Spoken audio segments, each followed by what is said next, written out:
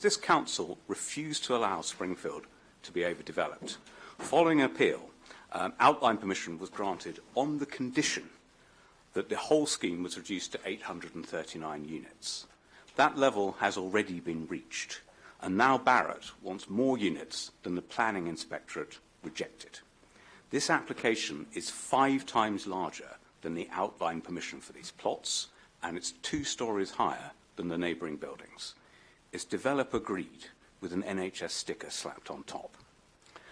Beyond hundreds of residents, the organisations objecting include the Wandsworth Society, who accuse the Trust of sleight of hand, the Friends of Streatham Cemetery, numerous environmental groups, and the Council's own Conservation Advisory Committee, who condemned the impact on the nearby park. You can add the GLA to that list. At stage 1, they said the application doesn't comply with the London plan, would result in harm, and that there must be a reduction in height and mass.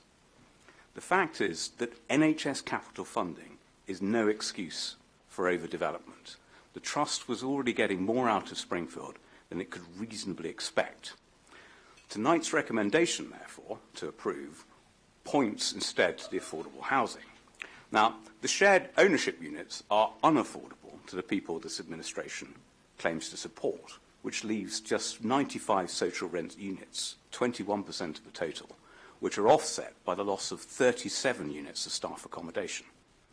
Apparently, that loss doesn't count in planning terms because it was conceded in 2012. Well, in that case, bring back the 2012 plans. It breaks the London plan.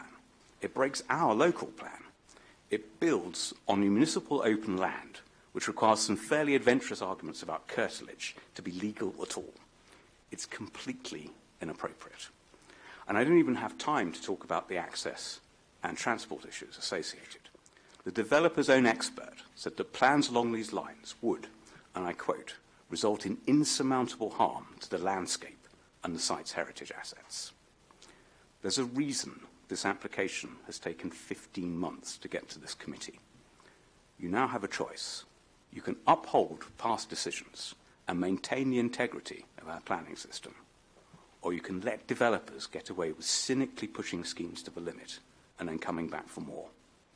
This is half the size, again, of the existing development in a fraction of the space.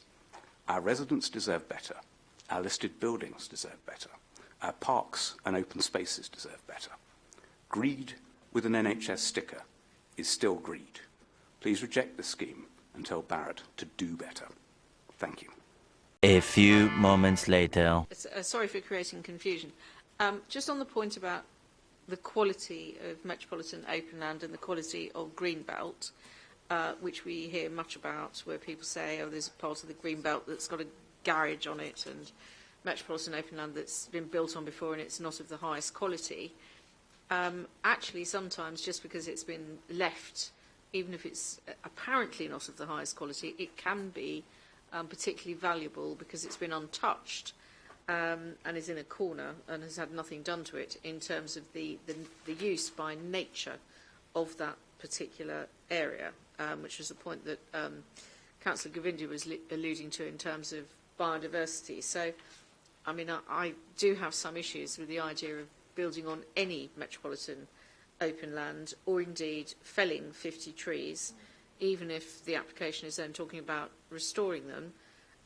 You can't, because, well, we just discussed the idea in the Francis Barber pupil referral unit, the idea that you could plant fully grown trees. You just can't. They're really difficult to actually move around because they have massive root systems, the same size as the branches, and you can't move around fully grown trees. That's completely just not possible. So I do have some issues about the fact that the revision to the application does then require the building on the metropolitan open land, notwithstanding that we're now saying that we don't have to go through the VSC, the very special circumstances argument, because it has been previously developed land. It is still open land at this moment in time. A few moments later. Okay. You can all see the officer's recommendation. I'd like to point out that 50% of 449 is a very large, very substantial amount of affordable housing, even if some is within the categories that you're talking about, Councillor Humphreys. There's nonetheless a very substantial element of social rented property here. It cannot be ignored. We have to take this application on the basis of what we've got in front of us, and all sorts of other arguments elsewhere are not strictly relevant. I might say to people who would like to take my kind of position, that includes the spare site and whether there's housing on that. That is not part of this application and shouldn't be confused with it.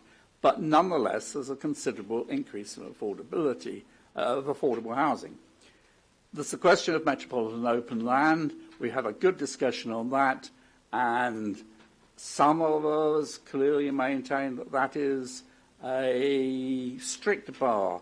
Others would say that it's a more open and a better use of public open land after this application than before. It's again a matter of opinion. We've had the discussion about transport. I'm jumping about a little bit, I do beg your pardon. We've had the discussion about transport, where our advice, our technical advice, is that it is manageable. There are obviously difficulties about it, there's no question about that. I don't think Mr. Tiddley pretended otherwise, but it is manageable within general terms. There are comments on design and ecological aspects. I think in my opinion, I think Councillor Ayres' comments about design are very interesting and should be taken note of by architects and planners in future applications. But this is a little bit late in this particular case, I think. Now, I think we ought to accept this. If people are going to say no for whatever the reasons, and there clearly are, we need to have those reasons clearly stated, because this could be heard at appeal and it could be heard at the GLA. It's got to be clear and understood, and defensible reasons when considered by inspector. So, unless anyone moves the opposite and has definite amendments to the recommendations, I'm going to move that we accept the recommendations. So is anyone going to... Councillor Humphreys. I'm happy to move a refusal as an alternative. Reasons? I think we've got three key reasons here. It is that fundamental point of the encroachments on the metropolitan open land. We had an application, I remember recently, quite controversial one with the All England Club, where it was a point of principle about the metropolitan open land. I think we've got the same principle here. I know we've had council's advice about what they think, whether council's metropolitan open land or not, but I still think there's a principle there that was defendable, that we're encroaching on metropolitan open land. We also have the point that it's contrary to our own policy, LP4, because it's taller than it is suggested it's supposed to be in our current new 2023 local plan, which says 4 stories, and this is 5 stories and more. And I also think we've got I need some help perhaps with phrasing this one, but I struggle with the credibility that this is manageable from a delivery and transport situation with the inaccessibility of a site with a PTAL rating of 0. Can I just point out, I don't want to spend, we've argued this. The 5 and 4 stories, you would have said, you did say as many times, they're guidelines. And the difference between 5 and 4 stories, if you do not think that 200 and plus affordable units is worth that, then I'm surprised. Because I just think that is not going to be tenable as an argument. I just state that. I mean, you've made your point. You know, the transport, we've had the officer's advice saying it's okay. I mean, well, I did say with problems. I did say with problems, to be fair. But you can take, and I think, well, we discussed at great length the metropolitan land. I don't want to repeat that particularly. But so my comment on that. Chair, can we just pop back on a few of these issues? Because I think we need to, if this is going to be something that we're going to vote upon, I think we need to be clear. I don't think the encroachment onto the metropolitan open land is right. I think if we're looking at a metropolitan open land, I think it's more what you probably say the impacts on the openness, because I think council's opinion doesn't fall away just because you make a different decision. So I don't think we can go down the very special circumstances route, which is what we use in Alltech, because I think that's a very different scenario, much more encroachment. This isn't an encroachment as such because it's previously development land. You're talking about the proximity of buildings, and I'll hand over to Mr. Moores because he's got the opinion that we sought and he might be able to assist. It's not sufficient in terms of identifying a breach of development plan policy. So the law is that this application is determined in accordance with the development plan unless material considerations indicate otherwise. But what we need to do is to identify any harm that would flow from this additional story.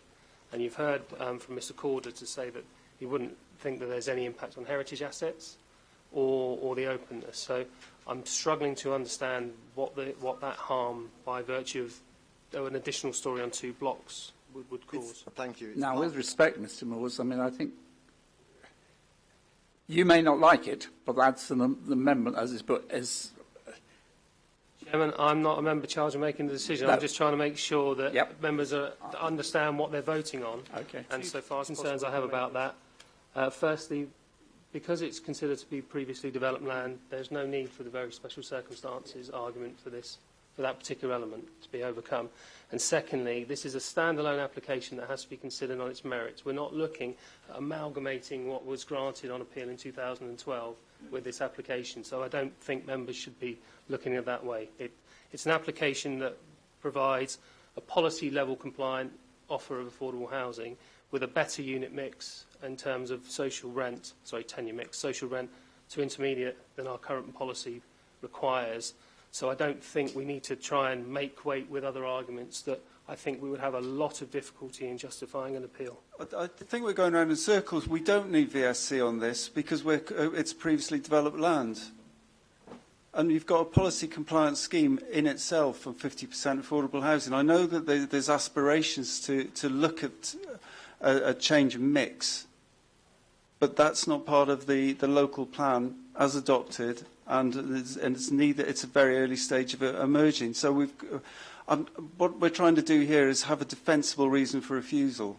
But the GLA don't accept that at the moment. The GLA is saying that it's metropolitan open land. The GLA's opinion was based at an early stage of it over a year ago. We've since had the legal opinion that we've discussed already, and that's why we've come down to this openness argument rather than the very special circumstances not being justified.